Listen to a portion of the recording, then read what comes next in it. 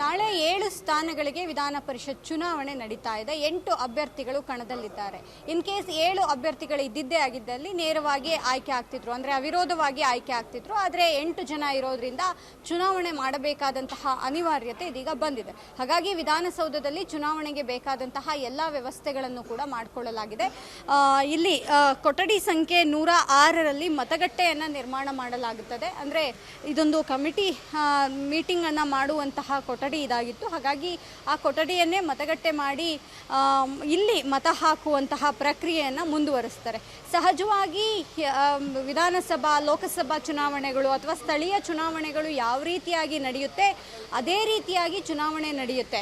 ಆದರೆ ಇಲ್ಲಿ ballot paper ಅಂದರೆ ಪ್ರಾಶಸ್ತ್ಯದ ಮತಗಳ ಆಧಾರದ ಮೇಲೆ ಅಭ್ಯರ್ಥಿಗಳು ಆಯ್ಕೆ ಆಗ್ತಾರೆ. ಅದಕ್ಕೆ ಬೇಕಾದಂತಹ ವ್ಯವಸ್ಥೆಗಳನ್ನು ಕೂಡ ಮಾಡಲಾಗಿದೆ. ಮೊದಲಿಗೆ ಯಾರು ವೋಟಿಂಗ್ ಮಾಡುವವರು ಅಂದರೆ ಶಾಸಕರು ಯಾರು ಇರ್ತಾರೆ ಅವರಿಗೆ ಮಾತ್ರ ಈ ವೋಟಿಂಗ್ ಪವರ್ ಇರುವಂತಹದ್ದು. ಹಾಗಾಗಿ ಮೊದಲು ಬರುವಂತಹ ಯಾವ ಶಾಸಕರು ವೋಟ್ ಹಾಕೋದಕ್ಕೆ ಬರ್ತಾರೆ ಅವರು ಇಲ್ಲಿ ಮೊದಲು ಚೀಟಿಯನ್ನು ತೆಗೆದುಕೊಂಡು ತದನಂತರದಲ್ಲಿ ಪ್ರಾಶಸ್ತ್ಯದ ಮತ ಹಾಕೋದಕ್ಕೆ ಅಂದರೆ ಒಂದು ಬ್ಯಾಲೆಟ್ ಪೇಪರ್ಗಳು ಏನಿರುತ್ತೆ ಆ ಪೇಪರ್ಗಳನ್ನು ಹಾಕೋದಕ್ಕೆ ಈ ಒಂದು ವ್ಯವಸ್ಥೆಗೆ ಅಂದರೆ ಇಲ್ಲಿ ಕೊಠಡಿ ಸಂಖ್ಯೆ 106ರಲ್ಲಿ ಆ ಒಂದು ಮತ ಹಾಕೋದಕ್ಕೆ ವ್ಯವಸ್ಥೆಯನ್ನು ಕೂಡ ಮಾಡಲಾಗಿದೆ. ನಾವು ಅಂದರೆ ವಿ ಪ್ಯಾಡ್ ಮತ್ತು ಏನು ನಾರ್ಮಲ್ ಆಗಿ ಬೇರೆ ಬೇರೆ ಚುನಾವಣೆಗಳಲ್ಲಿ ಏನು ಮೆಷಿನ್ಗಳನ್ನು ಬಳಸ್ತೀವಿ ಆ ರೀತಿಯಾಗಿರೋದಿಲ್ಲ.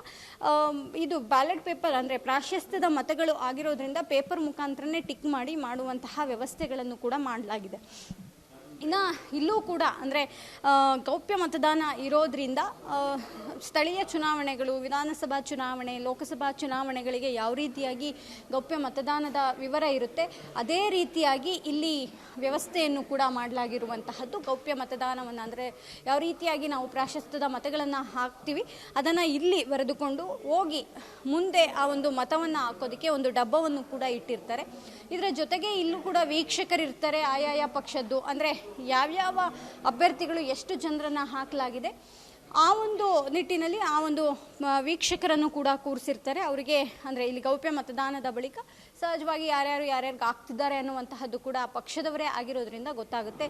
ಇಲ್ಲೂ ಕೂಡ ಚುನಾವಣಾಧಿಕಾರಿ ಸೇರಿದಂತೆ ಸಹಜವಾಗಿ ಯಾವ ರೀತಿಯಾಗಿ ಏನು ಚುನಾವಣೆಗಳು ನಡೆಯುತ್ತೋ ಅದೇ ರೀತಿ ಇರದೆ ಜೊತೆಗೆ CC ಕ್ಯಾಮ್ರಾ ವ್ಯವಸ್ಥೆಯನ್ನು ಕೂಡ ಮಾಡಲಾಗಿದೆ. ಅಂದರೆ ಒಂದು ವೇಳೆ ಏನಾದರೂ ಗಲಾಟೆಗಳು ನಡೆದರೆ ಅಥವಾ ಮತ ಹಾಕುವಂತಹ ಸಂದರ್ಭದಲ್ಲಿ ಏನಾದರೂ ಹೆಚ್ಚು ಕಡಿಮೆ ಆದರೆ ಅಥವಾ ಯಾರಾದರೂ ಫೋರ್ಸ್ ಮಾಡಿದರೆ ಅನ್ನುವಂತಹ ನಿಟ್ಟಿನಲ್ಲಿ, ಯಾಕಂದರೆ ಇದು ಅವಿರೋಧವಾಗಿ ಆಯ್ಕೆ ಇಲ್ಲದೇ ಇರೋ ಕಾರಣ CC ಕ್ಯಾಮ್ರಾಗಳನ್ನು ಅಳವಡಿಕೆ ಮಾಡಲಾಗುತ್ತೆ. ಅಂದರೆ ಇನ್ ಕೇಸ್ ಈ ರೀತಿಯಾದಂತಹ ಘಟನೆಗಳು ನಡಿಬಾರ್ದು, ಇನ್ ಕೇಸ್ ನಡೆದಾದ್ಮೇಲೆ ಒಂದಿಷ್ಟು ಸಾಕ್ಷಿಗಳು ಬೇಕಾಗುತ್ತೆ ಅನ್ನುವಂತಹದ್ದು ಅಥವಾ ಮತ ಯಾವ ರೀತಿಯಾಗಿ ಹಾಕಲಾಗ್ತಿದೆ ಜೊತೆಗೆ ಅಲ್ಲಿ ಏನು ಸಮಸ್ಯೆ ಇಲ್ವಾ ಅನ್ನುವಂತಹ ನೋಡುವಂಥ ನಿಟ್ಟಿನಲ್ಲೇ ಇದನ್ನು ಅಂದರೆ CC ಕ್ಯಾಮ್ರಾವನ್ನು ಕೂಡ ಅಳವಡಿಕೆ ಮಾಡಲಾಗಿದೆ. 2 CC ಕ್ಯಾಮ್ರಾಗಳು ಇಲ್ಲಿ ವರ್ಕ್ ಮಾಡುವಂಥದ್ದು. ಹೀಗೆ ನಾಳೆ ನಡೆಯುವಂತಹ ಚುನಾವಣೆಗೆ ವಿಧಾನಸೌಧ ಸಜ್ಜಾಗಿರುವಂತಹದ್ದು. ಜೊತೆಗೆ ಚುನಾವಣಾಧಿಕಾರಿ ವಿಶಾಲಾಕ್ಷಿ ಅವರಿರ್ತಾರೆ,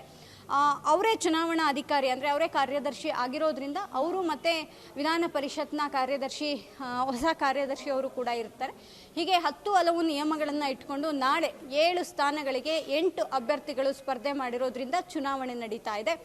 ನಾಳೆಯೇ ಬಹುತೇಕವಾಗಿ ಅಂದರೆ ಈ ಬ್ಯಾಲೆಟ್ ಪೇಪರ್ ಅಂದರೆ ಪ್ರಾಶಸ್ತ್ಯದ ಮತಗಳು ಆದ ನಂತರದಲ್ಲಿ ಅದನ್ನು ಎಣಿಕೆ ಮಾಡೋದಕ್ಕೂ ಕೂಡ ಕೆಲವೊಂದಿಷ್ಟು ಸಮಯಾವಕಾಶ ಬೇಕಾಗುತ್ತೆ. ಹಾಗಾಗಿ ಅದನ್ನು ಕೂಡ ಇಡೀ ವಿಧಾನಸೌಧದ ಅಂದರೆ ಕಾರ್ಯದರ್ಶಿಗಳು ಚುನಾವಣಾ ಅಧಿಕಾರಿಗಳು ಅದನ್ನು ವ್ಯವಸ್ಥೆ ಕೂಡ ಮಾಡಿಕೊಂಡಿದ್ದಾರೆ.